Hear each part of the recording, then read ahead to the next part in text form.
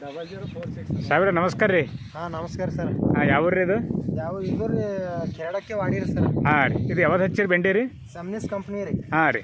ಅಂದ್ರೆ 0046 ರೀ. ಹಾಂ ಅದೇ ನೋಡಿ. ಹೆಂಗೆ ಅನಿಸ್ತದೆ ಅಣ್ಣ ನಿಮಗೆ ಇದಕ್ಕೆ? ಭಾರಿದಾರ ಹೊರಟಿ ಭಾರಿ ಒಡ್ಲತ್ತ ನೋಡ್ರಿ ಗಿಡ ರೀ. ಹಾಂ ರೀ. ಒಂದು ಗಿಡಕ್ಕೆ 4-5 ಡೇಟಾ ಬಿಟ್ಟು ರೀ. ಹಾಂ ರೀ. ಡೇಟ್ ಬಿಡತ್ತೀರಿ. ಹಾಂ ರೀ. ಸರಿಯಾಗದ ರೀ ವಾರಿಟಿ. ಹೋಗಿಲ್ಲ ಏನಿಲ್ಲ. ಹಾಂ ರೀ. ಭಾರಿದಾರ ನೋಡ್ರಿ ಇದು. ಹಾಂ ರೀ.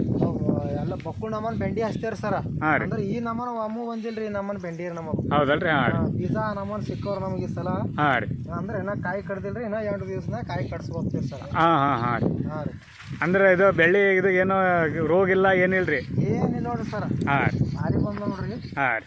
ಈ ನಮ್ಮನ ಅಡಿ ನೋಡಿದ್ರೆ ಏನಿಲ್ರಿ ಸರ್, ತಳ ಕಟ್ಟದ ರೀ. ಹಾಂ ರೀ. ಬೆಳಿ ಮಾತ್ರ ಭಾರಿ ಬೀಜ ಮಾತ್ರ ಸರಿಯಾಗಿ ಸಿಕ್ಕೋಡ್ರಿ. ಹಾಂ ರೀ. ಒಂದು ಗಿಡಕ್ಕೆ 4-5 ಹಿಂಗೆ ಒಳ್ಳಿತ್ತು ನೋಡ್ರಿ. ಹೌದಲ್ರಿ? ಹಾಂ ರೀ. ಗಿಡಕ್ಕೆ 4-5 ದಾಂಟಲ್ಲತ್ತಾರ. ಹಾಂ ರೀ.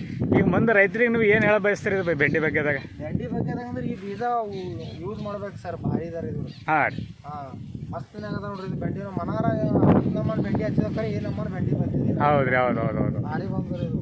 ಸರಿ. ಬರೀ ಸರಿಯಾಗಿ ಸಿಕ್ಕೋರು. ನಮಸ್ಕಾರ. ನಮಸ್ಕಾರ.